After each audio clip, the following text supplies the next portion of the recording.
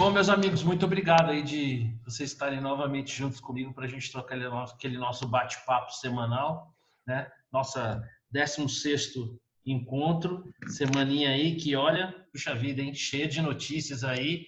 Vai chegar um dia aí que nós vamos ter que ficar 24 horas no ar o tempo todo, emendando um dia no outro, comentando, tamanha é a quantidade de coisas que vão acontecendo. Bom, se sempre nos piores momentos nós começamos o nosso bate-papo com o nosso amigo, né, a nossa celebridade, né, que nos oferece, né, não precisamos pagar os milhares de dólares que ele está acostumado a receber por suas aparições, né, que graciosamente nos presenteia aqui com a sua presença. Por favor, Vitão, começa aí, fala aí para a gente dos números do Covid. Você que sempre, infelizmente, teve que trazer números tão ruins, parece que agora, finalmente, né, começou a coisa a melhorar, né?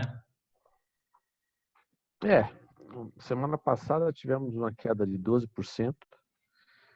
Então, assim, na média móvel, a gente fechou a semana com 870. Lembra que a gente estava no 1.000, transitando ao redor do 1.000. Então foi bom. Pela primeira vez caímos 2 dígitos, né? Então também foi uma queda muito consistente. E a gente tinha mais ou menos 17 estados em estágio de queda ou estabilidade com índices baixos.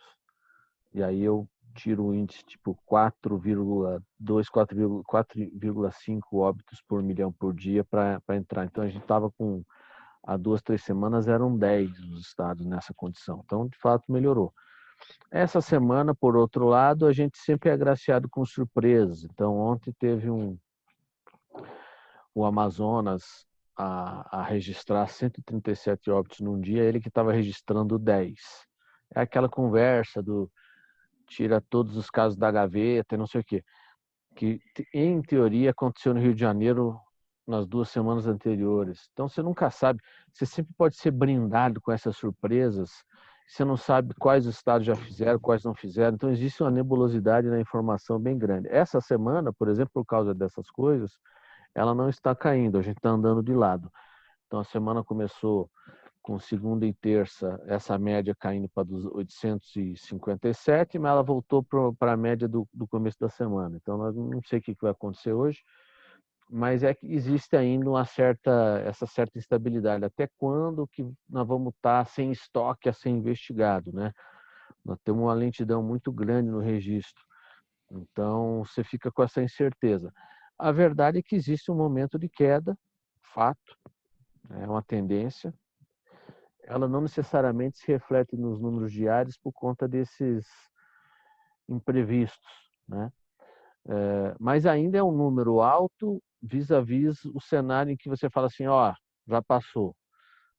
Para a gente falar assim, ó, já passou, agora não tem mais volta, precisaríamos estar rodando aí com uns 2 óbitos por milhão por dia, o que no Brasil seriam 420. Já tem estado nessa situação.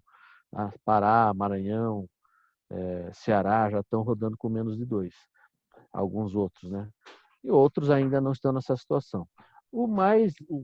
A mais intrigante de todas é a situação de São Paulo, que ela nunca rodou abaixo da média nacional, nunca. E cai naquela... É um lenga-lenga, uma queda muito tímida, né? Já foi o primeiro estado atingido, a capital ainda roda com mais de 4 óbitos por milhão, já está chegando a quase 1.000 óbitos por milhão, a capital da cidade de São Paulo. Então, assim, está demorando demais São Paulo, não sei explicar isso aí. Mas, de algum modo, está perdendo força, vai. Isso é fato. Aquele R que o pessoal calcula já está menor que 1 no Brasil. Então, assim, não vai demorar muito, a gente vai parar de falar disso. A exceção feita... Aí nós vamos falar das consequências disso. Sim. Exceção feita as pessoas com máscara nas ruas, a sensação que eu tenho, né? Hoje eu vim fazer home office, né? Eu moro um pouco afastado de São Paulo, aqui na região metropolitana. Durante a semana eu fico em São Paulo, mas hoje eu vim para cá e fico aqui amanhã e andando de carro ali, aqui mesmo no comércio da região, assim, exceção feita as pessoas estarem todas com máscaras, né? Está muito, pelo menos por aqui, né? Eu moro na região de Cotia, está muito parecido com um cenário normal aqui antes da pandemia. Bastante movimento nas ruas, bastante carro, bastante gente. Vamos ver aí como você disse, na próxima etapa vai se discutir aí as consequências, né? Já existem alguns números sendo divulgados, por exemplo, em relação ao número de pessoas morrendo de fome no mundo, né? Isso é algo assustador e ainda não se pode afirmar ipsis literis qual é a relação, mas muito provavelmente tem alguma consequência com essa desaceleração brutal da atividade econômica global. Aliás, falando nisso, né? Esse é o nosso próximo tema, que é falar aí sobre o nosso PIB agora no segundo trimestre, né? Eu não poderia, quando é roubada assim, né? Eu sempre coloco o Cleveland na frente, né? Tipo o nosso batedor, o nosso boi de piranha. Então, Cleveland, você por gentileza aí começa comentando esse número aí. Estamos na média, não tá? É pior, é melhor? Não dá para comemorar, mas também não foi tão ruim assim. Diga aí. Marcelo, olha, não sei se você lembra que logo que a gente começou a falar sobre previsão, eu tinha falado para esse segundo trimestre algo em torno de 10%. Não está muito longe do que eu falei, né? Tinha falado 10,30 e alguma coisa, por aí, alguma coisa assim. Não está muito longe do que eu imaginava e já era algo assim totalmente previsível. Mas eu acho que mais importante do que a gente ficar olhando para trás é olhar, perceber o que está acontecendo hoje, né? O que a gente está observando de movimentação. E quando você começa a olhar um pouco mais o que está acontecendo na indústria, seja porque você está repondo uma parte de estoque, ou seja porque você já começou a ter alguns sinais interessantes, você percebe uma recuperação. Você começa a perceber que as coisas agora estão começando a se movimentar na economia, né? Então, esse número me diz muito pouco. Esse 9,7 diz quase nada, principalmente se você olhar com relação a outros países, né? Então, a gente não está muito longe do que aconteceu no mundo todo. E o que eu percebo é que alguns segmentos de mercado você tem um crescimento. E a outra coisa que eu percebo é que esse crescimento não é isonômico, não é semelhante em todos os setores. E muito menos é semelhante por tamanho de empresa. O que me preocupa um pouco é que essa saída pode fazer com que as empresas menores e menos caixa, menos acesso a crédito quebrem e você tenha um processo de concentração de mercado, o que não é nada bom, do ponto de vista do consumidor.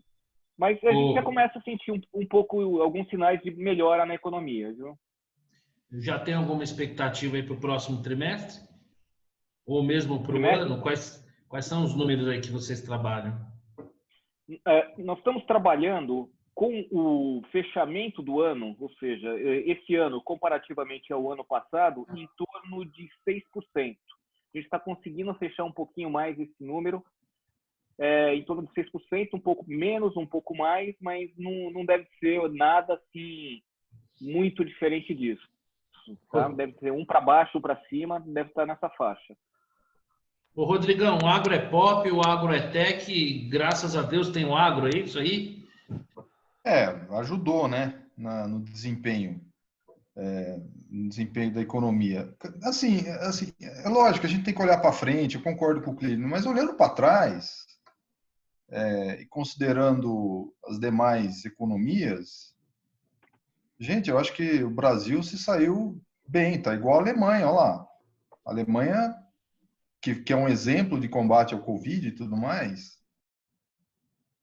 caiu 9,7, que nem o Brasil, caiu 9,7. A gente esperava uma queda significativa no segundo trimestre. Ela se materializou. Acho que o desempenho foi bom considerando os demais países em desenvolvimento, né? Parece que o Brasil está na frente de outros países, né? Caiu menos do que outros países em desenvolvimento, ou países da América do Sul, sei lá. Ou América Latina. Então, ele, assim, no relativo, foi bom. No absoluto, foi o que a gente esperava, uma queda significativa nesse segundo trimestre. também saindo na rua, parece que a coisa está melhorando, né? A gente está notando aí uma melhora, né? A olhos nus, né? Não sei mensurar exatamente, precisaria esperar um pouco mais. Então, acho que nós vamos ter uma recuperação. Só que fazendo uma observação, a recuperação do terceiro trimestre em relação ao segundo é fácil, né? Porque caiu demais. Então, é muito provável que tenha uma recuperação significativa em relação ao segundo. Ô, Vitor, na média, até que você tem trabalhado tanto com números, na média até que a gente não fez tão mal assim, em termos de expectativa, está em linha com o que se esperava. Alguém tem algum mérito nisso? Alguém tem algum mérito? Se alguém tem algum mérito, quem é que tem algum mérito? Ou isso é fruto desse fenômeno muitas vezes inexplicável chamado Brasil?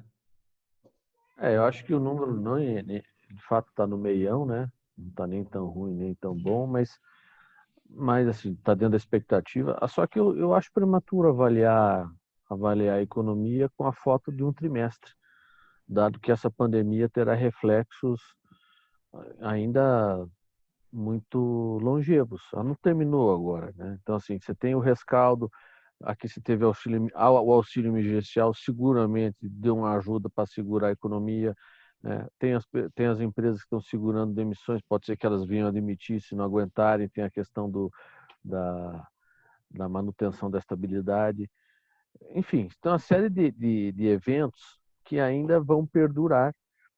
A pandemia ainda não passou, aí nós temos ainda restrição de mobilidade na maioria dos lugares, apesar de não estarmos mais tão reclusos quanto antes. Enfim, você vai para os shoppings no horário de almoço. Eu estou indo para o escritório 2, 3 vezes por semana. E o shopping abriu para o almoço. Você vai almoçar lá, não tem comparação com o que era em termos de ocupação nos restaurantes. Já existe uma ocupação, mas assim, perto do que era não dá para comparar.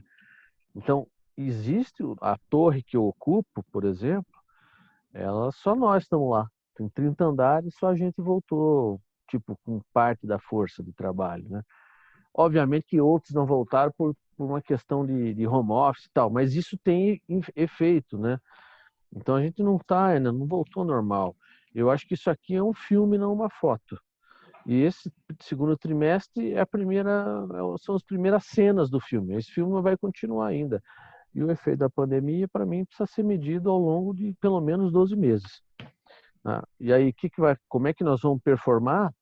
Não sei, né? Vamos ver. A gente não abriu mal, né? Vamos ver como é que segue esse jogo aí. Se cair -5, -6, como o Cleveland está dizendo, é um ano horroroso, mas perto do que se esperava. É ruim, mas é bom. Perto do que se esperava vai ser melhor, né? Mas aí também tem toda a questão da questão relativa, você tem que olhar para o lado para ver como é que estão os outros, né? O que você prefere? Ser o melhor da sala tirando nota 2, enquanto todo mundo tirou nota 1, ou ser o pior da sala tirando nota 8, quando todo mundo tirou 10? Então não sei, quer dizer, tem essa questão aqui, a questão relativa é importante, como é que vai estar o mundo. Historicamente, o Brasil nos últimos, 10 anos tem desempenhado pior, aliás, até mais. Eu acho que o Brasil tem um desempenho pior que o mundo nesse século, em provavelmente 18 dos 20 anos, alguma coisa desse gênero. A gente está consistentemente pior que a média do mundo. Tem que ver o que vai acontecer. Talvez a gente, de repente, fique ruim, mas melhor que a média mundial, né? Mas eu aguardaria ainda o desenrolar do filme. Eu não registraria essa foto como um sinal de sucesso ou fracasso. Acho que é cedo para dizer qualquer coisa. Prudência e canja de galinha não faz mal para ninguém, né? Bom, o nosso ministro Paulo Guedes diz que o Brasil vai surpreender o mundo na retomada da pandemia. Tomara, Deus queira que ele esteja certo. Bom, mas o Paulo Guedes está sobrando em retórica e devendo em resultado, né? Ele já falou disso na largada do ano. Ele já prometeu que ia zerar o déficit público no primeiro ano, já prometeu um crescimento extraordinário, crescemos 1% ano passado. Então, assim, beleza, ele fala o que ele quiser, né? Você acha que ali no seu íntimo, o Paulo Guedes fala assim, essa pandemia aí veio bem a calhar? Bom, vamos seguir, pelo amor de Deus, né? Nunca. Vamos seguir em frente aqui. Bom, o governo estendeu aí o benefício, o auxílio emergencial, né? O presidente lá na sua visita aos Minas desautorizou o ministro da Economia, fazendo com que meus amigos aí temessem que o Paulo Guedes fosse sair do governo, por enquanto, né? Ainda não saiu. Parece que, se de fato houve um desencontro ali, ele foi superado. O governo estendeu o benefício, serão mais 2 meses aí, R$300, perdão, 4 meses, R$300. Isso, sem dúvida nenhuma, gera um impacto nas contas públicas. Queria começar pelo Rodrigão aí. O que ele acha dessa medida? Se meia leite, meia mussarela, agradou gregos e troianos, o presidente encontrou um ponto de equilíbrio ali entre as suas perspectivas eleitorais, toda a cobrança política e equipe econômica. Como você vê essa medida aí? Fez bem em estender? Não tinha muita saída? O que você acha, Rodrigão? É difícil, né? É difícil avaliar. Assim, tem o lado ruim que isso daí vai voltar no futuro, né? Um endividamento maior do setor público, déficit nas contas públicas. Isso tem um preço, né? Um preço que não é mensurado só pelo que o governo vai gastar agora com esse benefício, com essa extensão do benefício, né? Por outro lado, a gente tem que ter sensibilidade que a recuperação da economia ainda não aconteceu. As pessoas estão precisando, de fato, de algum tipo de ajuda e tudo mais. Assim, eu não sei. Eu acho que tem uma parte meio populista que né, o presidente está meio que surfando. Ele percebeu que isso gera benefícios para ele em termos eleitorais, em termos de aprovação, né, da sua gestão. E as pessoas, de fato, ainda não estão precisando, né? Eu vejo pessoas que ainda estão dependendo um pouco disso para sobreviver. Difícil dizer. Assim, eu tenho a impressão que se eu tivesse no governo, eu faria a mesma coisa. Sinceridade é tudo nessa vida, né? Acho que eu faria a mesma coisa. Acho que não tem muita escapatória, porque o que você faz? Não vou mais, vamos preservar as contas públicas e não vamos ajudar mais ninguém, né? Isso me parece um pouco cruel com algumas pessoas, né? Muita gente precisa mesmo desses benefícios, né? Então, acaba que eu acho que foi uma decisão meio a meio, sei lá. Eu acho que vai ter um custo, vai ficar para gerações futuras. Mas eu não sei se esse custo adicional é muito significativo em relação ao que já aconteceu. E aí, Cleveland, qual é a sua impressão? O presidente foi populista, encontrou uma solução salomônica, não tinha muita escapatória mesmo? Como é que você vê isso aí? Não, vamos lá. Engraçado, né? A equipe econômica, se não me engano, falou 270, foi para 300. Acho que é né? 247, eu acho que era, se eu não me engano. Ele puxou um pouco para cima, forçaram um pouquinho, mandaram para 300, mas isso eu acho que é o menor dos problemas que a gente tem nesse contexto. É o menor dos problemas. Qual que é o maior dos problemas que a gente tem? Primeiro, a total incompetência para falar o mínimo da distribuição desse recurso. A forma como esse negócio se concentrou na Caixa Econômica Federal, a quantidade de fraudes que houve, a falta de comunicação dos sistemas do governo, é um desperdício que é inaceitável. Primeira coisa é isso. Tá? Então, eu não tenho nada contra você, principalmente no momento de emergência, você ter um plano desse tipo de coisa. Mas não dá para registrar a incompetência que foi essa distribuição de recursos, em primeiro lugar. Em segundo lugar, o que me preocupa não é nem este ano. O que me preocupa é que isto vire uma coisa ampla e populista, no sentido de que eu quero que isso continue da forma como está, gerando um déficit constante e lá na frente essa conta chega. E essa conta chega via inflação, atingindo os mais pobres e todos aqueles que estão achando que estão se dando muito bem hoje e que lá na frente vão se dar muito mal. Então, a minha maior preocupação é que esse plano, esse auxílio emergencial, ele daqui até o final do ano, consiga virar, de fato, um plano de assistência para quem realmente necessite e de uma maneira consistente. E não simplesmente você sair jogando dinheiro do helicóptero para tudo quanto é lado. Então, a minha preocupação é essa. A minha preocupação é que isso, lá na frente, não vire uma moeda de troca eleitoral. Esse é o meu ponto. E está com toda a cara disso. Eu vi esses dias uma entrevista do Onyx dizendo que, de fato, né, eles haviam verificado aí uma série de fraudes, mas que o governo agiria firmemente aí, correndo atrás. Eu, sinceramente falando, acho um pouco difícil, é o tempo que vai dizer. E aí, Vitor, estender o benefício, necessidade, populismo, um pouco dos dois? Tá no mute. Concordo com o que foi dito, não dá para escapar. Une o útil ao agradável, né? Acho que esse ano está perdoado a questão do déficit, né? Vai ser de 250 bi, né? Se não me engano. É isso que... O orçamento de guerra já permitiu qualquer coisa, né? A gente não sabe qual vai ser a conta que chegar. E aí, outro dia, eu acho que estava lendo que um dos secretários, acho que aquele que você, inclusive, nos indicou... Bruno Funchal, não é isso? Superar só em 2026, 2027. Inclusive, a gente vai falar disso um pouquinho aí para frente. Aí. Agora, dado o contexto, não tinha como não fazer, né? Agora, essa preocupação da continuidade responsável para os anos seguintes, ela é válida, porque aí não se sustenta. Mas ano de guerra é ano de guerra. É o que nós estamos vivendo. É uma preocupação válida e concreta, né? Porque, de fato... Eu acho que o Cleveland está muito pessimista. Vai dar tudo certo. Fica tranquilo, Cleveland. O governo vai... Fica tranquilo que vai dar tudo certo. Mas economista pessimista, que combinação rara é essa, não? Não. Cara, não vai ter CPMF, essas coisas. Tá tudo...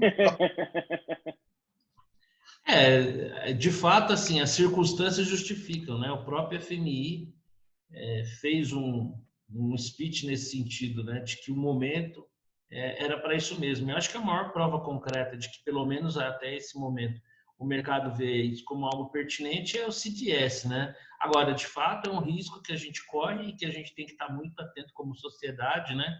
É que não se junte a fome com a vontade de comer, né? Porque realmente os índices não dá para acreditar somente a isso, mas também não dá para deixar de ponderar que os índices de popularidade do presidente aumentaram muito por conta disso, né? E, obviamente, né, desde o primeiro dia de mandato e cada vez mais, o Bolsonaro está bastante focado na sua reeleição. Então, a sociedade tem que estar atenta, porque, de fato, como o Vitor bem disse, né, estamos num cenário de guerra, é uma necessidade, mas a gente não deve avançar nisso, esperamos, né? Bom, vamos um pouquinho para frente e falando agora um pouco mais, avançando sobre a questão pública, né? O Vitor já havia até comentado, o secretário Bruno Funchal, fazendo a sua previsão sobre o déficit público, comentou alguma coisa como esse déficit se estenderia até 2026, 2027. Bom, agora é com você, né, Cleveland? Esses dias você fez uma live espetacular, sorte de quem pôde participar, como eu, ainda que tendo perdido um pedaço. Uma pena, de novo, vou falar, aliás, valeria a pena até fazer um breve resumo aqui, fique à vontade se assim quiser fazer, mas realmente a participação do... Aliás, né, fazendo um breve parênteses aqui como cidadão, muito bom poder ouvir o secretário falar, né? Ele é um cara bastante ponderado, bastante técnico, muito qualificado. Como cidadão é muito boa essa sensação de que, apesar da gente ter perdido o Mansueto, né, mas a gente ter tido o secretário realmente transmite tranquilidade. Eu queria começar por você. E aí, é déficit eterno, Cleveland? Marcelo, às vezes até canso, né? Como você disse, né? O Bruno é um cara muito bom, muito preparado, tá no lugar certo na hora certa, é um cara tranquilo e tudo mais. Só que eu acho que ele está sendo otimista. Honestamente, quando ele fala superávit, eu acho muito difícil. Por que eu acho muito difícil, Marcelo?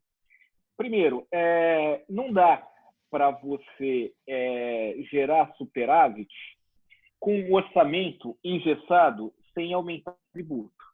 É humanamente impossível. E o Bolsonaro, ao mesmo tempo, está falando o seguinte, olha só, A minha reforma administrativa vai ficar lá para frente. A gente não vai economizar agora. Eu não estou tratando do assunto atual. Eu estou tratando dos novos que forem entrando. Então, o resultado vai ser lá na frente. Então, aí eu não corto. Aí eu não consigo resolver. Se eu começo a olhar o déficit das 3 esferas de governo, Jesus Cristo, o Rio de Janeiro está quebrado. O Rio Grande do Sul está fazendo o governador do Rio Grande do Sul está fazendo um esforço enorme para sair daquela bagunça. Então, a tendência é só piorar. E aí eu escuto o Bolsonaro falando, não, tem que dar isso, tem que dar aquilo, não sei o que, isso, aquilo. E com o orçamento engessado, não tem alternativa, a não ser que a gente tenha um aumento da carga tributária. E lembrando que aumentar a carga tributária, a hora que você faz isso, ao mesmo tempo, se você não faz uma reforma eficiente, você reduz a geração de renda, a carga tributária vai ter que subir para 40, 42, 43, 44 para você fechar isso. E o que não necessariamente é efetivo, porque quanto mais aumenta a carga, você aumenta também a propensão dos agentes econômicos a sonegarem, né? A sonegar, por um lado, e ao outro lado reduz a eficiência da economia. Você reduz a renda. Minha memória me trai agora, é a curva, como é que é? Curva de Laffer. Exato, curva de Laffer, né? Fala sobre isso, que a partir de um dado ponto, né, se você aumentar a carga não é eficiente porque você gera sonegação. É interessante que tem um videozinho na internet, eu posso até passar um dia aí para vocês, que mostra mais ou menos o seguinte, olha, o pessoal, entre aspas, mais de esquerda lá nos Estados Unidos, eles estimam que o ponto ótimo em termos de carga tributária é algo em torno de 33%, alguma coisa assim. Tá? 33? 33%. Que se você começar a passar muito disso, dependendo de como você monta o sistema, você começa a ter uma queda na arrecadação. Então, você arrecada... Parte para a informalidade, né? Informalidade, redução dos incentivos para produzir, dos incentivos a trabalhar e assim por diante. Então, a gente está no ponto que, eu poderia dizer, é o ponto ótimo de arrecadação. Se a gente for continuar nisso, é péssimo. E o que a gente está vendo da reforma tributária não é uma reforma tributária, é simplesmente um aumento de tributo que foi mandado para lá. E 12% do setor de serviços, eu não estou falando de mim e de você, Marcelo, eu estou falando daquele cara que está na esquina fazendo o a manicure, o pedicure e assim por diante. O pessoal não aguenta. O pessoal não aguenta 12%. Deixa eu falar, o Victor, bom, nós temos aí uma posição bastante pessimista do Cleveland. Ele parece não ter muita confiança aí que a gente vai ter uma reforma, especialmente administrativa, muito eficiente. Aposta aí num aumento do cargo de tributos, que eu também, no final das contas, acho que a gente acaba não conseguindo escapar, especialmente depois das despesas de agora.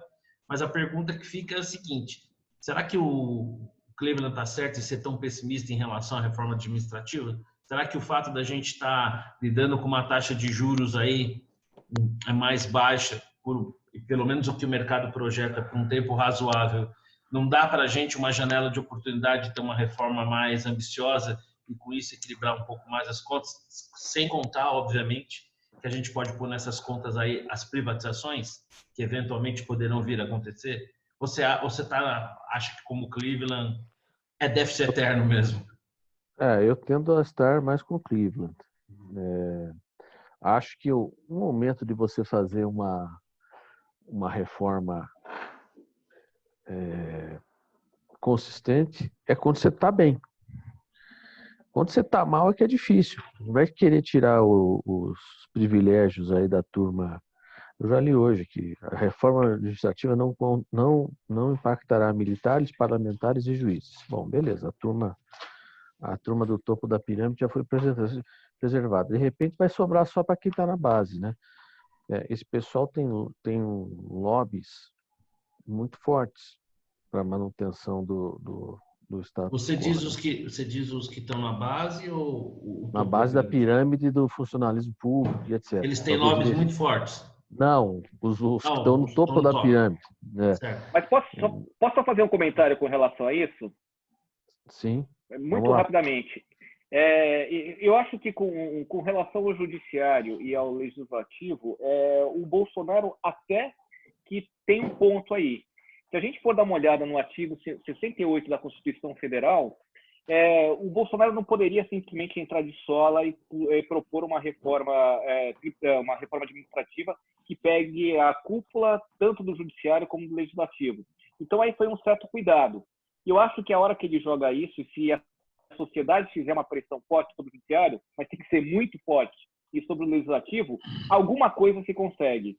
Mas nesse aspecto específico da cúpula do judiciário e do legislativo, eu até dou razão para a forma como eles mandaram. Os brutos também amam, tá vendo só?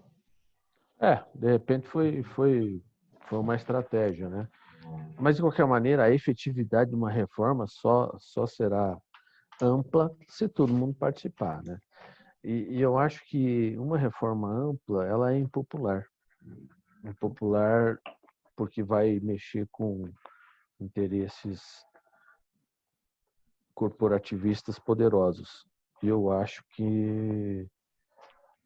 só acho que o governo não está afim de se estressar, sabe? Então talvez saia aí uma reforma mais ou menos, a daquelas que você tapa buraco, assim, sabe? Quando você passa, você tem uns buracos na rua, você passa um antipó, aguenta mais 6 meses, depois abre de novo. Vai ser isso, na minha opinião. Tô mais para alinhar com o Cleveland.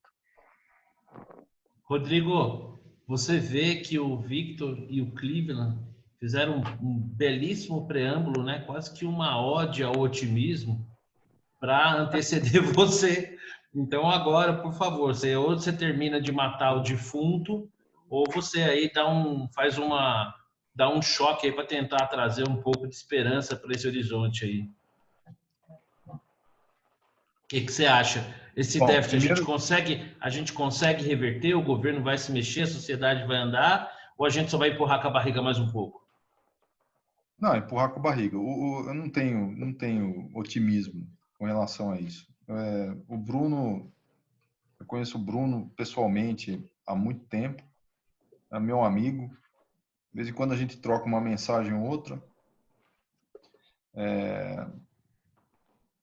Ele está no papel dele de ser otimista. Ele Lógico. Não pode chegar lá na entrevista e dizer, não, vai ser o fim do mundo. Ele tem que dar um cenário que tem uma chance razoável de acontecer, mas não vai acontecer.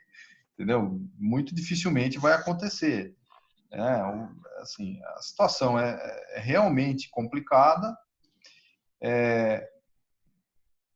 A solução ela é bastante dolorosa e ela não está sendo implementada agora e eu acho que não vai ser implementada nesse governo. Ela é dolorosa. É uma solução que deveria, no meu entender, né, se fosse para dar uma solução, deveria mudar o conceito de direitos adquiridos, né? Porque é isso que está acontecendo, né? Você procura resolver essa questão e eu tenho que dizer assim, eu tenho que parabenizar a geração que criou, né? Esse conceito de direitos adquiridos, imutável, essa casta que está no governo e que se protegeu com a Constituição de 88. Eles são muito, muito bons. Eles conseguiram cristalizar uma situação de casta e não vai mudar. E não vai mudar a não ser que se faça alguma coisa mais dolorosa. Uma coisa mais dolorosa. Então é isso, não vai acontecer nada. Vai empurrar com a barriga, é isso aí.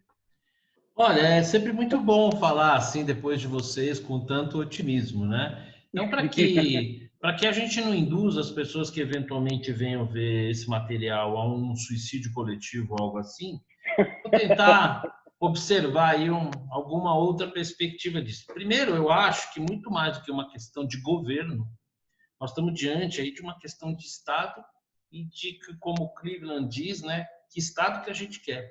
Então, acho que é uma decisão da sociedade. Ainda que o governo tenha papel preponderante, que ele possa provocar o debate, que ele possa oferecer um texto base, eu acho que isso é uma coisa que vai muito além do governo. É o que a sociedade quer, né? Através dos seus representantes, que vale lembrar também, né? Todos os deputados e senadores foram eleitos dentro da democracia. A democracia é um saco, mas ela é assim, né? Então, acho que muito mais do que uma questão de governo, é uma questão da sociedade fazer uma escolha, o que ela quer. Eu, particularmente, não participo assim tanto Não, não, Marcelo, não é uma questão, não é exatamente isso. Não é exatamente isso. Esse negócio de direito adquirido, assim, se você tiver os deputados passando uma lei violando os direitos adquiridos, daí vai chegar no Sim, STF. sem dúvida.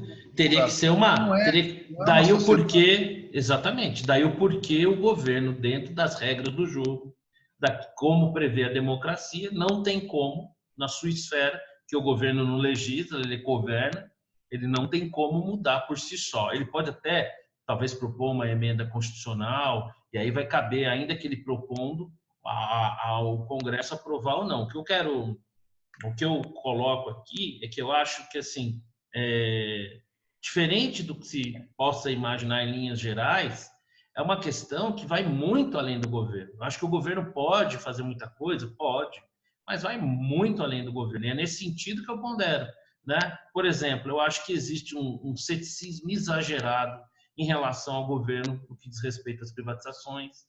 Vale lembrar que a gente nem concluiu o segundo ano de mandato. Então, eu quero crer que as privatizações irão ocorrer, talvez muito menos do que se imaginaria, mas eu acho que iremos avançar ainda nesse sentido. Eu acho que a pior reforma administrativa é melhor do que nenhuma reforma administrativa. E a sociedade brasileira é assim mesmo, a gente não caminha por méritos próprios, a gente espera a realidade bater na nossa cara. Né? Foi assim com a Previdência, como eu falei já para vocês no passado. Eu estou no mercado desde 1986, o sistema de Previdência foi concebido em 71. 15 anos depois já se falava em reforma da Previdência. Quantos anos foram necessários para, de fato, a gente fazer alguma coisa numa ordem de grandeza? Então, assim, eu compartilho desse ceticismo de vocês, não é uma missão fácil, né? É uma missão de fato hercúlea, é muito difícil reverter esse quadro, tamanho e engessamento. Agora, eu acho que isso é muito mais do que uma questão de governo, eu acho que é uma questão da sociedade brasileira e é uma conta que não dá só para arrumar um culpado por essa conta. Eu não sei se vocês concordam com isso. Marcelo, deixa eu só complementar uma coisinha. Eu toquei no assunto da reforma administrativa, que não era nem para a gente conversar hoje, muito mais por conta do déficit, né? Para alertar que, olha, essa reforma ela não vai resolver o problema do déficit hoje. O que não quer dizer que não tenha pontos positivos dessa reforma. Ela está jogando lá para frente uma mudança em alguns incentivos. Agora, o que eu acho, só para complementar essa história da reforma, é que poderia ter ido além, porque tem coisas que são direitos adquiridos, tem outras que não são direitos adquiridos e não foram mexidos.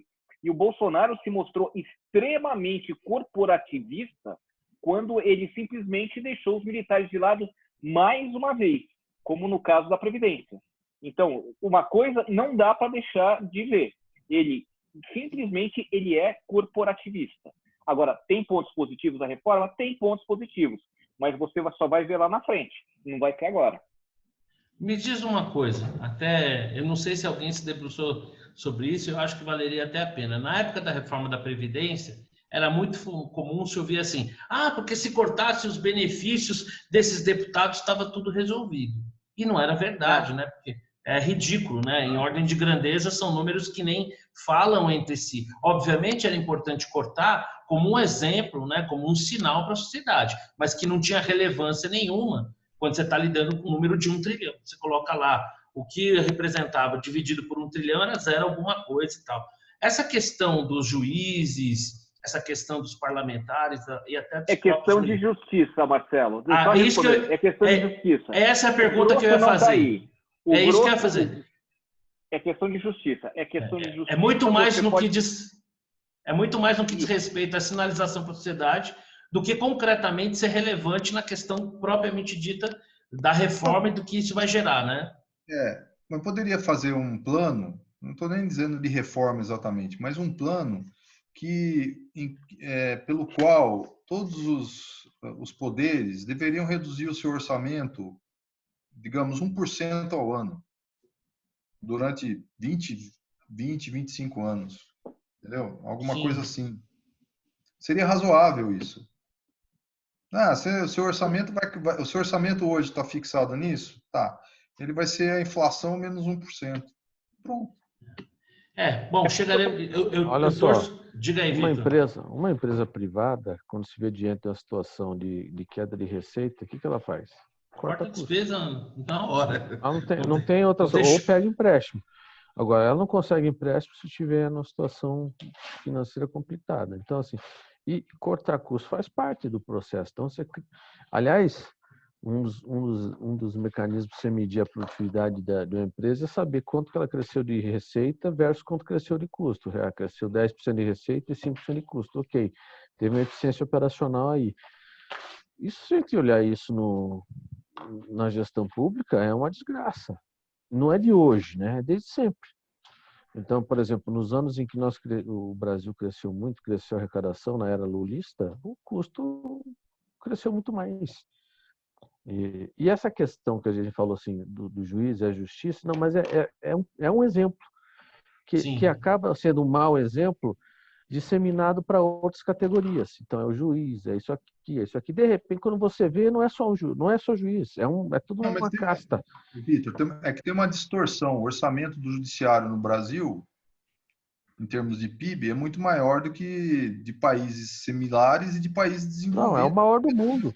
É, É maior disparado o maior do mundo. é igual ao Ah, americano.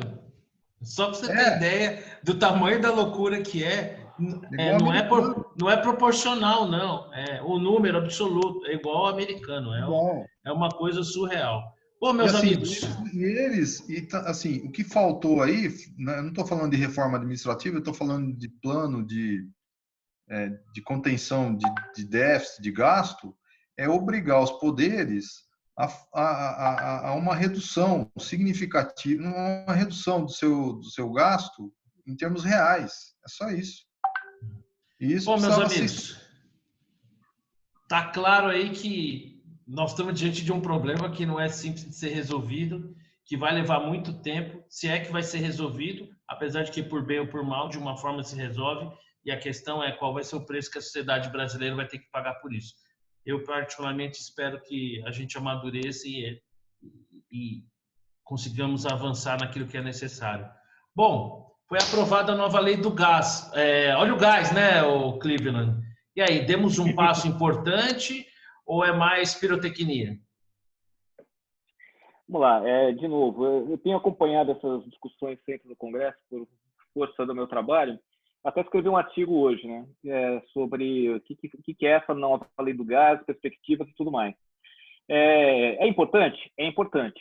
Por que é importante? Porque você cria na lei princípios pró-concorrência, ao mesmo tempo você desverticaliza um setor, que é um dos principais problemas que você tem, isso no âmbito federal. Então, você tira um pouco a Petrobras de tudo isso, você muda todo o modelo que hoje, no transporte de gás, que é uma das partes mais relevantes, é a concessão, você vai passar para autorização, que é um modelo muito mais leve, muito mais fácil, muito mais atrativo ao investidor, só que não é suficiente. Por quê? Porque no gás você tem uma divisão entre regulação federal, que cuida até o transporte, e a partir da distribuição, a regulação é estadual. E as distribuidoras, elas são necessárias para você levar esse gás encanado para casas, para a indústria e assim por diante. Qual que é o grande problema? O grande problema é que, com exceção de São Paulo e em um ou outro estado, a Petrobras continua verticalizada, participando de todas as empresas de distribuição. Então, essa é uma questão. A Petrobras deveria sair. E pior do que a Petrobras está dentro, quando ela entrou, ela constituiu contratos de monopólio, que só ela poderia passar o gás e distribuir o gás em determinadas regiões, contratos que chegam a ter 50 anos, prorrogáveis por mais 50 anos. Então, você está, no âmbito federal, tentando criar competição, só que essa competição não vai conseguir chegar a vários estados se você não mudar esse modelo. Fora isso, com exceção da ATESP em São Paulo, a maior parte das agências reguladoras, quando existem, não estão preparadas para lidar com essa regulação. Então, além do gás importante, mas ela é só um primeiro passo. Ela é só um tiro no início para que você possa mudar todo o processo que hoje existe. Tem muito a fazer ainda. Então, eu não espero esses 43 bi que falaram, não espero a redução de 40% no preço do gás que o nosso querido ministro falou. Eu acho que tem muita coisa para se fazer antes de se pensar chegar em algo próximo a isso, tá? E aí, ô Victor, você acha que apesar das ponderações que o Cleveland fez, esse é um sinal que a gente deve levar em conta de que talvez a gente, mesmo que a passos de cágado, estamos caminhando numa direção do que é a essência da sociedade brasileira ou não? É só maquiagem mesmo e no final das contas não vai dar em nada? Não, existem movimentos que são ilustrativos disso que você falou. Não só esse, né? A gente teve a lei da liberdade econômica mais cedo, uns meses atrás, enfim, não é que não haja. A grande pergunta é qual a sua expectativa. Se você tem a expectativa de que mude lentamente para daqui a uns 50 anos a gente tá numa situação melhor, tá ok. Se você tem mais urgência, talvez não esteja. Então, depende de tudo. Para você fazer uma avaliação correta, vai depender da sua expectativa. Se ela for muito alta, você poderá estar frustrado. Se ela for nenhuma, você poderá estar feliz. E se ela for muito baixa, talvez esteja atendendo a expectativa. Eu gostaria de ver essas mudanças ainda em vida, né? Não sei Então, se eu vou assistir. quer dizer, você acha, a dúvida então tá assim, se vai dar certo pro meu filho ou pro meu neto? Comigo, posso tirar o cavalinho da chuva, é isso? Mais ou menos isso. É isso aí mesmo, Rodrigão? A gente está ferrado. Quem sabe os nossos filhos ou netos? É isso aí. Eu tenho que dizer assim, eu não li muito sobre a lei do gás. Eu li o artigo do Cleveland um pouco para entender melhor. Mas assim, o comentário é assim: as nossas necessidades imediatas são tão mais importantes, tão mais elevadas do que as pessoas conseguem fazer. Então, nós ficamos nessa situação e vamos continuar nela por muitos e muitos anos, né? E isso tem reflexos importantes, né, na nossa vida pessoal, que nós não vamos ver esse país deslanchar, né? Eu já desisti. E eu não sei se nossos filhos vão ver também, né, sobre isso. Porque, de novo, você tem a oportunidade de fazer uma legislação. Sobrou para os netos só. Mas assim, é que nem o negócio da reforma administrativa, né? Se não atinge os funcionários de hoje, nem os aposentados em particular, que é o que leva, né? Quando vai dar certo? Daqui 50 anos? Cara, daqui 50 anos eu não estou mais aqui. Eu não sei se meus filhos vão usufruir disso. Vai ter outros problemas lá daqui 50 anos que vão precisar ser enfrentados. E o ponto é todo esse. A gente sabe que tem um monte de coisa errada, o legislador sabe, o governante sabe, e não são tomadas as medidas que são necessárias para resolver o problema daqui 50 anos. Entendeu? Você joga para a barriga. Não, daqui 50 anos deve dar certo. Não sei se vai dar certo. Não tem dúvida. Né? Por quê? Porque são legislações, né? É uma legislação meio capenga, tá faltando coisa, né? Tá faltando alguma coisa, tá faltando resolver certos problemas que não foram resolvidos, né? E é isso, e a gente vai jogando para frente, porque é o que dá para fazer, sei lá, é o direito adquirido, não sei o quê, é o déficit, não, vamos ver. Pô, a necessidade é muito maior. Então, quando você compara a nossa necessidade com o que a gente consegue, parece que a gente está perdendo. A minha sensação é perdemos, não tem solução. Olha, é sempre Marcelo, muito... deixa eu fazer um pequeno comentário rápido. Por favor, sem dúvida. Rapidamente.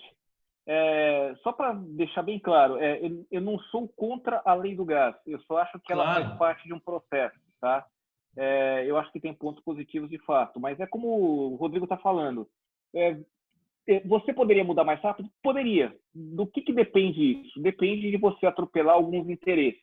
E quando eu falo que a lei do gás é positivo, não é para você na sua casa, para o Vitor na casa dele, para o Rodrigo na casa dele. Sim. É muito mais para gerar concorrência para os grandes demandantes, que podem ter uma redução de custo na produção e, portanto, o preço de vários outros produtos pode chegar mais barato a cada um de nós. Tá? Então, não é só uma questão de você receber o gás em casa, mas é o custo de produção abaixar para que a gente possa ter outros produtos com preço menor também. Olha, eu não vou encerrar esse tema aqui sem dar uma pitadinha de esperança, né, para quem nos prestigia com a sua audiência. Então é o seguinte, eu, Marcelo, assim como vocês todos, eu acho que será que eu sou o mais velho da turma? Bom, deixa isso para lá, nem tanto. Mas assim, eu nasci num país com tortura, com censura, um país que não tinha democracia, que a gente não podia votar nem para prefeito das capitais. Ao longo da minha vida, eu vi a história passando, mais lenta do que eu gostaria, mas a gente vive num regime democrático, aos trancos e barrancos. Fizemos uma Constituição que hoje a gente até vê o quanto os erros tem, mas enfim, fizemos. A gente tem liberdade, está se reunindo aqui, né? Ainda que muita gente diga que se atenta contra a democracia, se tem alguém que atenta, eu acho que não é nem o Congresso e nem o Executivo, mas um judiciário quase que monárquico, entendeu? Então, eu acredito que assim, esse é um sinal positivo. Talvez a gente mesmo, como bem disse o Vitor, não vá usufruir tanto desses avanços, mas acho que eles compõem esse mosaico aí, e aí a passos de cágado, ainda que seja assim, a gente vai caminhando, só para colocar um pouquinho de açúcar, porque estava muito amargo, né? Esse pessimismo, que aliás encontra lastro na realidade. Bom, vamos. Eu tomo vinho, isso aqui me ajuda. É isso aí. O meu já acabou, viu? Aliás, aliás, no sábado à noite eu mandei uma mensagem para vocês e eu confesso que eu não sou um grande bebedor de vinho, mas eu confesso, se vocês perceberam ali uma voz meio pastosa, eu preciso fazer essa confidência. De fato, eu estava sobre efeito do consumo do vinho, que para mim 2 taças já é mais que o suficiente para eu ficar meio ziriguidum. Mas vamos seguir em frente. Acho que esse é o assunto da semana, né? O Deltan Dallagnol deixou a Lava Jato, segundo palavras do próprio Deltan, por conta de uma questão pessoal, né? Obviamente, num primeiro momento se criaram aí inúmeras teorias da conspiração. Talvez isso se some a uma série de coisas. A primeira pergunta, não foi só ele, né? Na sequência, agora, os procuradores que trabalhavam na Força Tarefa em São Paulo também acabaram, diferente dele, que foi por uma questão pessoal, pelo menos de acordo com suas próprias palavras, por uma questão de alinhamento. A pergunta que fica o quão relevante a participação do Deltan Dallagnol era na Lava Jato, ao ponto de que ele saindo, a Lava Jato morre? Começa aí pelo meu amigo Victor. O que você acha, Vitão? Bom, ele saindo ou ficando, Lava Jato está morta. Então, para mim não muda nada. Já foi. Parece que ele saiu por razões pessoais. Também pouco importa, né? Tipo, e acho também que assim, o sujeito, por ficar muito tempo na mesma função, ele vai mofando. Tem que dar, às vezes, uma mudança de ares. Não necessariamente uma operação, ela depende da personalidade de uma pessoa. Quando a instituição é forte, você muda os personagens e continua havendo um processo tal como ele sempre foi. Então, uma lava-jato efetiva não precisaria ser a figura do Deltan Dallagnol, podia ser qualquer outro procurador lá. Não era ele que fazia lava-jato, era a instituição em si que ia para frente. Então, eu dividi em 2 partes. A saída dele, para mim, ela não é relevante, porque ela já estava 5, 6 anos, vai fazer outra coisa, vai cuidar da família, não importa. Mas, independente dele sair ou ficar, a Lava Jato está morta. Assim, morreu, está morta, enterrada, e o movimento de renúncia dos procuradores de São Paulo é um exemplo disso, aí já relacionado à ação nociva do Augusto Aras, que está lá para isso mesmo, para aniquilar com tudo que seja próximo da Operação Lava Jato, é meio que o soldadinho do STF para fazer isso. Então, assim, eu acho que ele fez bom serviço, exagerou, algumas coisas eu não gosto na postura dele, essa coisa meio messiânica, sabe? Isso eu não gosto, nunca me agradou. Acho que pode ter passado dos limites em algumas situações, pode ser, mas o saldo é extremamente positivo. Eu diria que é um saldo positivo, é um bom servidor e tudo mais, fez um bom trabalho, mas a vida que segue. As pessoas não ficam fazendo a mesma coisa a vida toda, né? Acabam abrindo outros capítulos na página de suas carreiras e as instituições mudam e elas não deveriam ser dependentes de uma personalidade, uma figura só. Agora, para mim, independentemente de Deltan ou não, Lava Jato já era. Já E aí, foi velada. E aí, Rodrigão, a Lava Jato já era? Caixão e vela preta? Já era. Foi enterrada já. Não teve velório, né, por causa da pandemia. Ninguém viu. Mas, assim, só fazer um comentário, assim, eu acho que essa personalização de certas instituições é muito ruim, né? Não é uma prática que eu recomendo. Personalizar a Lava Jato no Sérgio Moro foi ruim. Personalizar no Ministério Público, aí, no caso do Deltan, também eu acho que foi ruim. Eu acho que eles não percebem, né, esses agentes. Eu acho que, em algum momento, o ego prevalece, mas eles não percebem como essa exposição exagerada, enfraquece, né, a causa. Então, né, eu fico imaginando uma situação em que o juiz não fica tanto tempo nesse negócio, né, ele pede para sair naturalmente, né, não se percebe, não, já deu 2 anos, 3 anos, pô, já deu. E vai para outra atividade, assim, que ele pode contribuir. Mesma coisa com o Ministério Público, né? O Deltan, ele não pode personificar o Ministério Público, né? Porque isso tem custos para a operação e tem custo pessoal também, né? Eu entendo que que ele pode usar isso como vantagem e tudo mais, pessoais, né? O ego e tudo mais, mas assim, enfraquece a causa. Então, claro, se ele saísse, eu não acho que se ele em si, a saída dele tem efeito sobre a Lava Jato. Mas é óbvio que existe uma campanha perpetrada especialmente pelo STF para acabar com a Lava Jato, né? Isso daí com beneplácito do Aras, né? E é só uma situação. Eu sinto muito pela situação do Deltan, né? Que tem um filho em situação aparentemente doente e tal, ou que precisa de algum tipo de cuidado especial.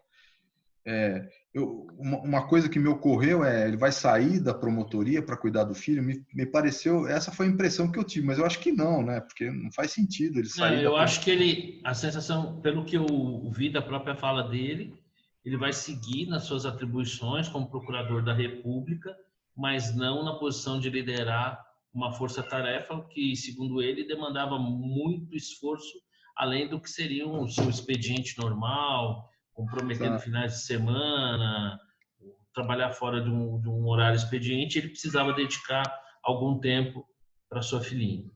Não, assim, se você pensar de um certo ponto de vista, é bom essa arejada na equipe, né?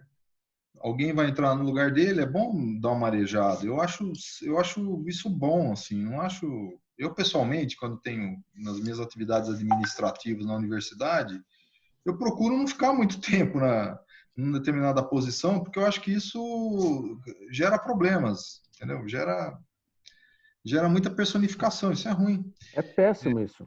Todo É mundo. Isso péssimo. devia ser proibido, inclusive. Você ficar Exatamente. muito tempo na mesma função. Isso é ruim para a função, ruim para você. Eu tenho umas iniciativas lá que eu já pedi para sair, só que não conseguem achar um substituto para mim. Eu já pedi para sair, eu não quero continuar Tem 2 atribuições administrativas lá na USP que eu estou querendo sair. Então, assim, o que eu estou dizendo, portanto, é uma experiência. Eu acho que é importante ter uma arejada. Eu lamento pela situação do filho. E eu espero acho que a Lava Jato acabou, né? Como eu disse, não teve velório, e eu espero que o substituto do Deltan esteja à altura. E aí, Cleveland, você concorda? Vota com o relator Victor que a Lava Jato acabou? Eu voto com o relator Victor, com um complemento do Rodrigo, e só chamaria atenção para um fato. Não sei se vocês chegaram a ver a entrevista do substituto do Deltan. me chamou muita atenção o quão sabonete ele consegue ser nas respostas que ele deu na entrevista. Assim, ele simplesmente respondeu e não disse nada. Então, me chamou a atenção foi isso. Agora, vamos esperar, né? Vamos esperar para mudou o tom. Olha, se a Lava Jato não acabou, a meu ver, ela está ferida de morte e talvez só um milagre possa salvá-la. Em relação ao Deltan Dallagnol, eu tive uma experiência, primeira vez que eu vi, se a memória não me trai, foi em 2015. Eu tenho um amigo presbiteriano, aliás, aproveito para mandar um abraço, o Richard Polsky, e ele me convidou, né, sempre acompanhando ali no meu Facebook as minhas postagens sobre política, economia, me perguntou se eu queria. Poxa, imagina, claro que sim, né? E eu lembro que eu saí daquela palestra, liguei para o meu irmão e falei, olha, acabei de assistir uma palestra do Elliot Ness, né? Eu acho que esse cara aí vai pegar o Al Capone e só vão parar esse negócio aí se matar esse camarada, né? E, aliás, me chamou a atenção na época, ele já começava a despontar e ter o destaque aí que teve, que ele nem tinha segurança ali na hora. Eu fiquei até meio preocupado, eu mesmo que olhando ali, falei, pô, esse cara tá andando aqui no meio de todo mundo, olhava, não via um segurança nem nada. Assim, eu acho que o Deltan Dallagnol é um grande servidor, prestou grande serviço para o país, como qualquer ser humano está passível a erro, e acho que cometeu erro sim, né? Ocorreram de fato exageros, um deles, por exemplo, eu destaco aí a questão da tentativa da criação de um fundo ali, acho que deram uma belíssima viajada na maionese.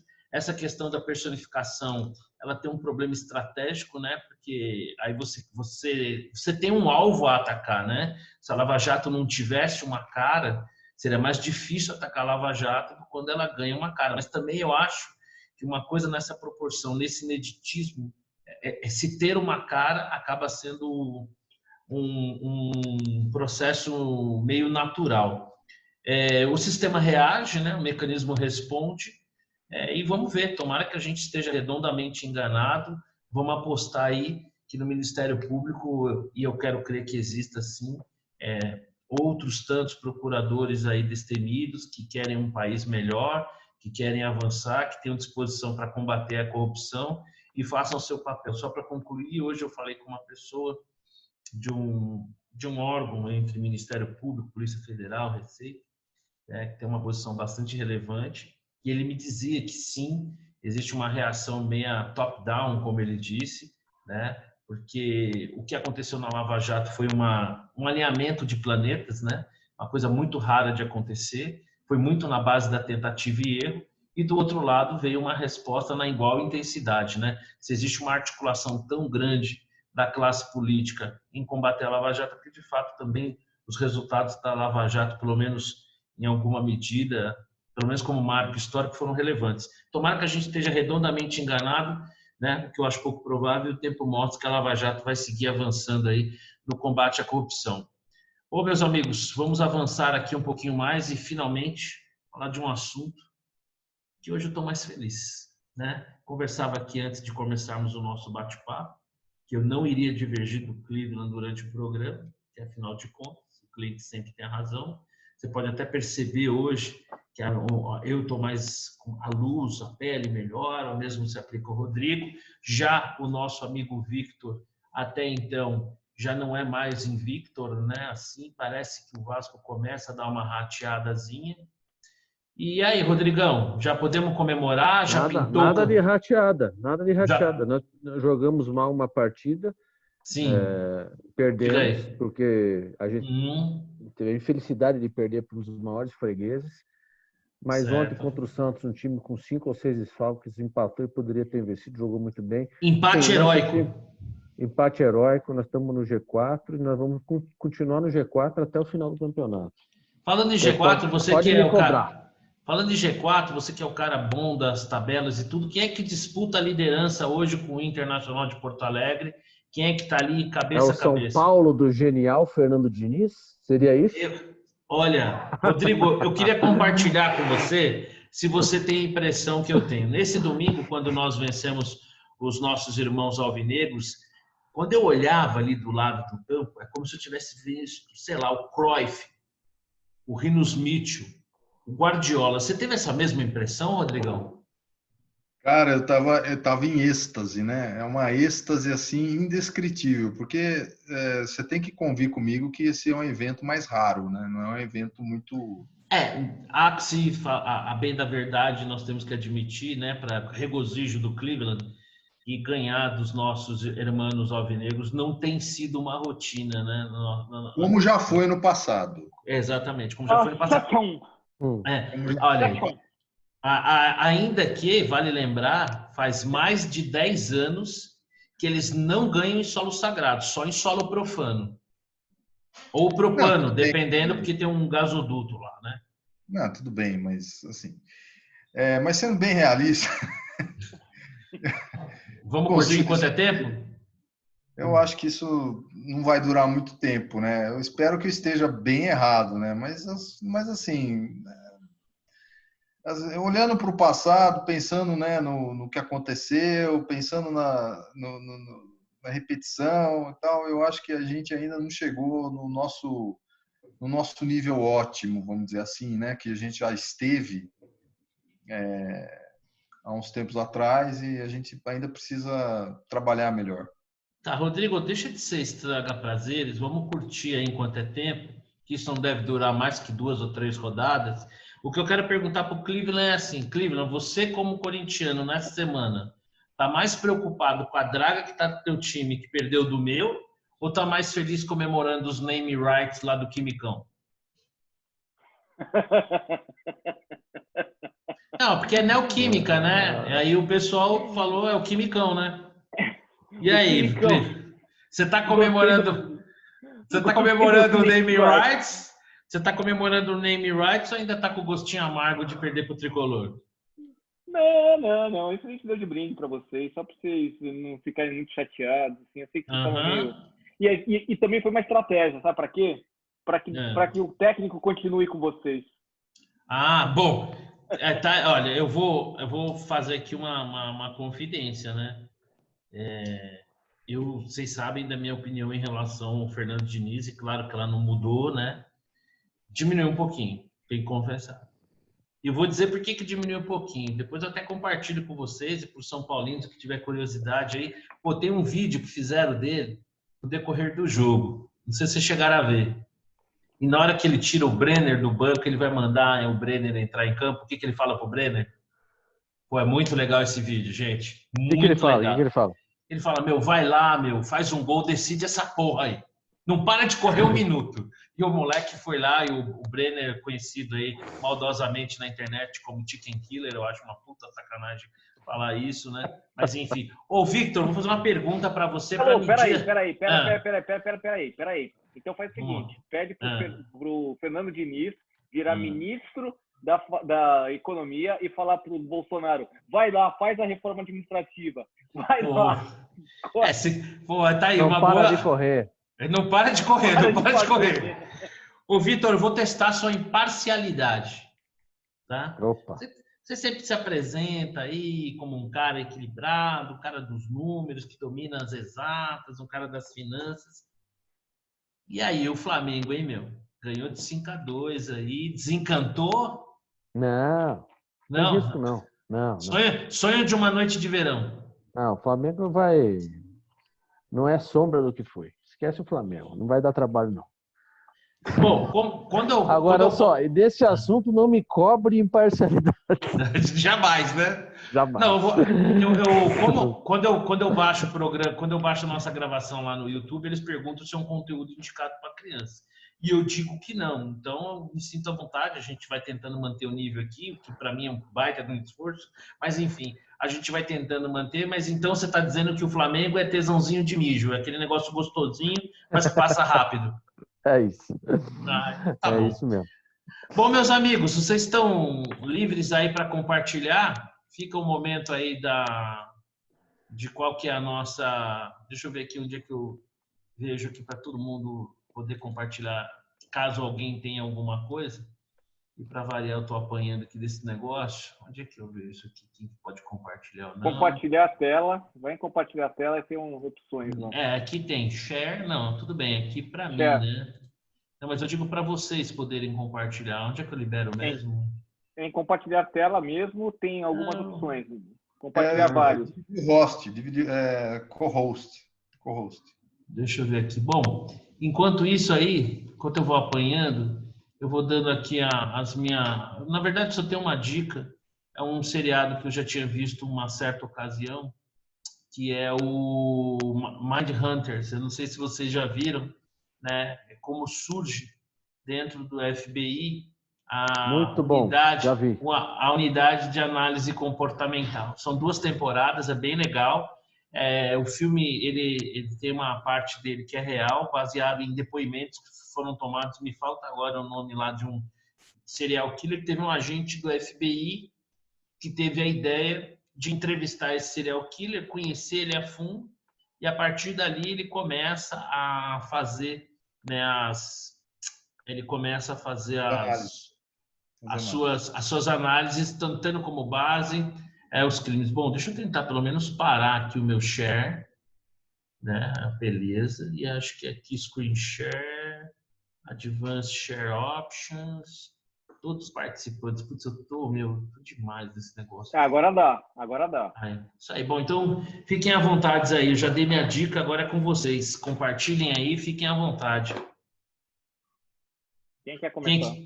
A primeira galinha que canta é que pôs o ovo, manda ver. Tá bom, então vamos lá, vai. Acho que todos estão vendo, né? Ih, comecei ao contrário.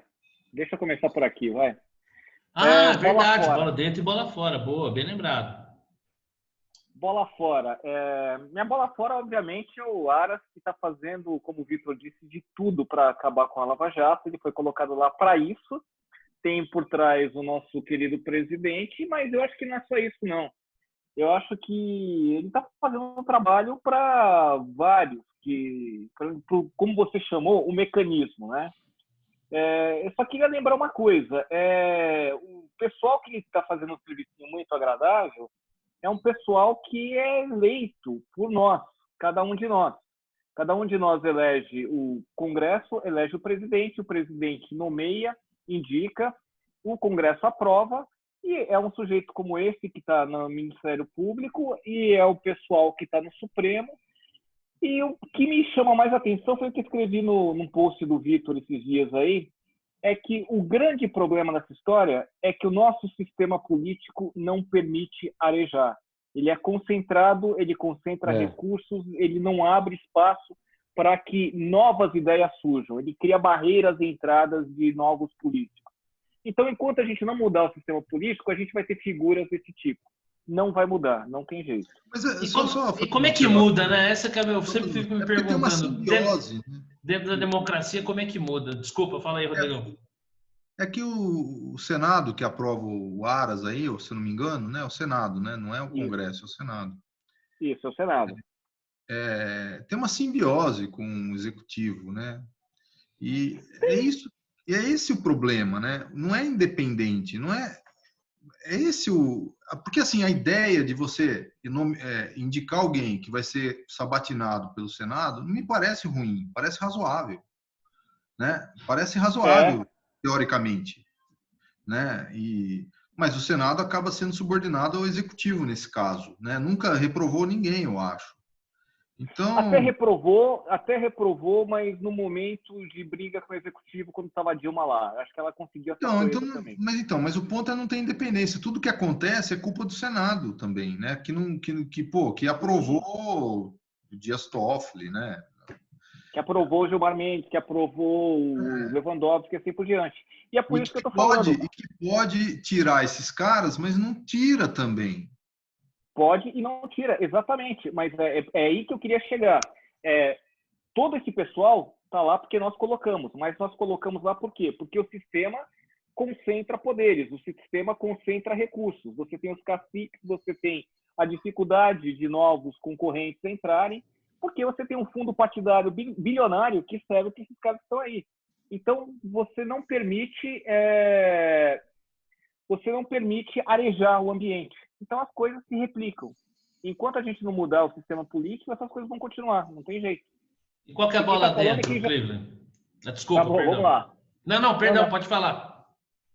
Não, a única coisa que eu acho é que eu ia falar só para completar é que eu passei por sabatina no Senado. Eu sei como é que as coisas funcionam. Eu fui para lá para falar sobre um monte de coisa e as perguntas que me vieram foram as perguntas mais estúpidas possíveis. Então ninguém lá sabe do que tá provando, como está provando. Enfim, é isso. Bom, bola dentro. Câmara dos Deputados, como eu te falei, Marcelo, eu acho que tem coisas boas na lei do gás. Eu acho que a aprovação da lei do gás foi fundamental. Espero, torço que o Senado não faça bobagem. Que hoje em dia inverteu, né? Como a gente já havia dito. O Senado está fazendo as bobagens e a Câmara, de certa forma, está corrigindo. Indo muito rapidamente, dica da semana. Vou voltar para o nosso vinho aí. As pessoas pouco pensam e pouco conhecem o Canadá, a não ser aquele vinho doce, o ice wine. Mas no Canadá, atualmente, tem vinícolas excelentes que produzem vinhos Merlot, Cabernet Sauvignon e assim por diante. Essa, em particular, Peller State Winery, é muito boa. Eu acho que quem for para o Canadá, não deixe de passar por Niagara on the Lake, que é um lugar muito bonito, tem vinícolas muito interessantes, e é uma dica que eu dou para quem for para o Canadá. Não deixe de ir para lá. E para finalizar, a frase da semana, para não achar que eu sou de tudo pessimista, não sou cavaleiro do apocalipse, o homem é do tamanho do seu sonho. Eu só acho que o brasileiro precisa sonhar mais, nós precisamos sonhar mais, nós precisamos evoluir e avançar muito mais. Termino por aqui. E aí, quem vai? O Victor ou o Rodrigo? Não vou eu, mas é só fazer uma... É só para dar uma dica, assim, eu meio que endosso aí o que o Cleveland falou de bola fora e bola dentro, né? É isso que nós estamos vivendo. Hoje não estou muito inspirado também. Essa semana foi duro, cara. Foi duro. Menos um dia para a crise. Final da crise. Cara, a minha dica é de seriado, né, cara? Eu tô assistindo de novo o Star Trek original. Continuo achando espetacular, entendeu? Apesar de tantos anos. Eu acho que o Star Trek, assim como Star Wars, as primeiras versões, quanto mais a gente assiste, é que nem o 2001 Odisseia no Espaço, mais espetacular fica, especialmente quando você pensa na época em que foi feito, né? Exatamente. É engraçado sob certos aspectos. De vez em quando você pega umas imagens, assim, umas montagens que é meio trash, vamos dizer. Mas, assim, no caso de Star Trek original, são os diálogos que são muito interessantes, né? Assim como o Método Kominsky lá, que eu já terminei de assistir pela indicação do Vitor, tudo gostei. Eu recomendo, né? Para quem não viu, é muito interessante, entendeu? Continua sendo interessante, tem uma pegada de física quântica lá, né, que não é, que está implícita no negócio, nunca é explícita, mas tem um negócio de física quântica que é um negócio que eu gosto, assim, como hobby. Então, vale a pena olhar pelos diálogos, né? Os diálogos são bem insuperáveis, na verdade. E aí, Victor? Deixa eu compartilhar aqui.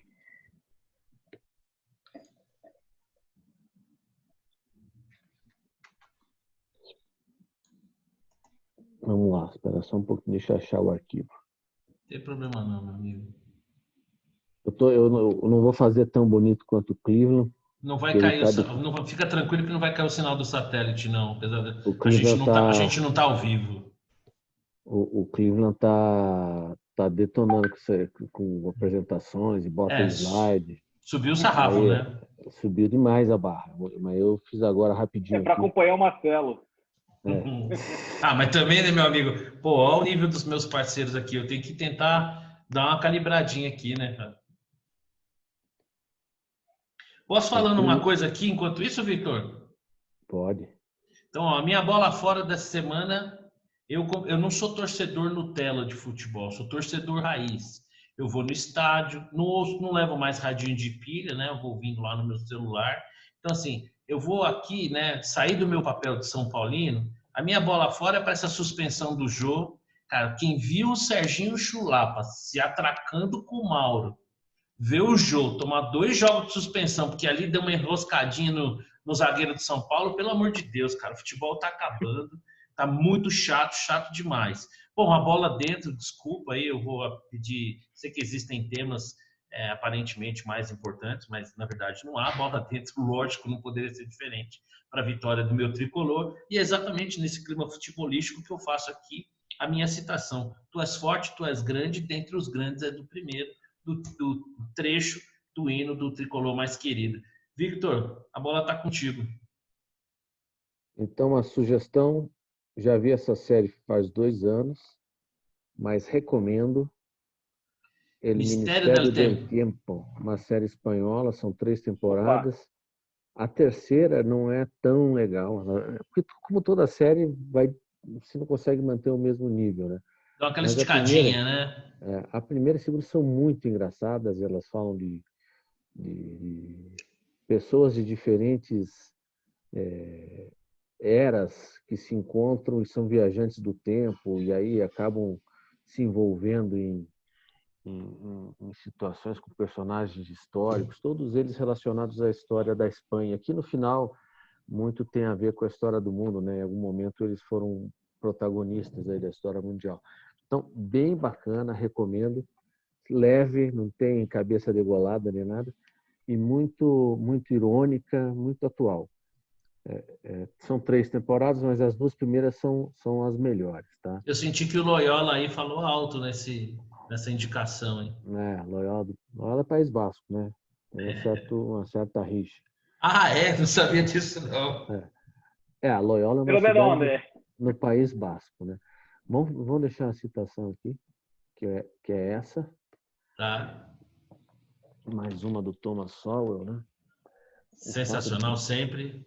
O fato de que muitos políticos de sucesso são mentirosos não é exclusivamente reflexo da classe política, é também reflexo do eleitorado. Quando as pessoas querem impossível, somente os mentirosos podem satisfazê-los. Achei genial. Sem dúvida nenhuma. Explica muita coisa, né? Muita Vou até coisa. tirar uma foto aqui. Essa é sensacional. Aliás, Se vai tudo... compartilhar no Facebook, eu vou recompartilhar, viu, Vitor? Tá bom, vou fazer. Só... Eu vou compartilhar esse texto, essa aqui, porque já tem 2 compartilhamentos garantidos, talvez 3 aí. Bom, tem alguma bola dentro, bola fora? Podemos seguir em frente? Eu vou dar uma bola dentro polêmica. E talvez seja motivo para um outro assunto. Minha bola dentro vai para o VAR, que nessa semana foi muito polêmico com o Santos. O Santos teve 2 gols anulados contra o Flamengo, e acho que aí teve uma questão que demorou muito, mas eles foram corretamente anulados. E depois teve curiosamente contra o Flamengo. Normal. Mas ontem, por exemplo, no jogo contra o Vasco, nos 2 gols do Vasco houve interferência do VAR também correta. Um gol legítimo, que a questão do impedimento era muito difícil de ser determinada a olho nu, e o outro um pênalti com a bola na mão do sujeito, que o próprio zagueiro do Santos admitiu que tinha batido a bola na mão. Mas foram atuações do VAR que, assim, se a gente reclamava tanto de erro de arbitragem, não sei o quê, eu acho que ele chega para diminuir muito os erros de arbitragem. Você pode ter situações de interpretação que aí não há solução perfeita, mas ele diminui demais os erros de arbitragem. Eu acho que a única coisa que é um senão é esse tempo que ele está tomando em algumas ocasiões. Mas, para mim, eu gostei. Ele quebra um pouquinho, né? Quebra a dinâmica da partida um pouco, né? Quebra. A comemoração, às vezes você fica lá, comemora, não comemora. Mas eu acho que a gente vai ainda se adaptar a isso, de alguma maneira. Só que eu acho que a gente falava tanto, né? Dos erros de arbitragem, não sei o quê. Aí vem um negócio para resolver, aí continua reclamando, pô. E aí, Cleveland? Só uma frase aqui que eu achei engraçado. Uma frase de sábado. Eu prefiro o futebol sem VAR. De quem que é essa frase? Eu sei de quem é. Não sei de quem. Eu sei de quem é e eu sou fã desse cara aí. É do Gustavo Franco. Exatamente. É isso aí. Eu prefiro com VAR. Eu acho que o torcedor raiz, que prefere o futebol sem VAR, é porque ele quer, na verdade, poder discutir no dia seguinte se foi ou não foi, se o juiz ladrão ou não é. O torcedor que é a favor do VAR, e aí eu acho que eu me coloco aí, nesse sentido talvez eu não seja raiz, é aquele que quer prevalecer o que é certo, o que é o correto, né? Assim, pô, se tivesse VAR, por exemplo, o Maradona não tinha ganho aquela porcaria daquela Copa de Mão. Olha o quanto o VAR tinha contribuído para a história da humanidade, né? Os nossos irmãos teriam um título a menos. Meus amigos, está chegando a hora. Muito obrigado aí pela atenção de vocês, por essa oportunidade aí da gente se reunir por mais uma semana, pela 16ª vez já, olha só, caminhando aí a passos largos para o nosso programa número 20. E eu vou deixar uma provocação para a qual um tema já para a gente discutir na semana que vem, que eu acho que vai dar polêmica, que é o seguinte: e a vacina? Tem que ser obrigado ou não? Ninguém fala nada, fica para a semana que vem. Um grande abraço para todos. Um grande abraço e aproveite. Fiquem com Deus. Valeu, um abraço. Tchau, tchau. Tchau, tchau.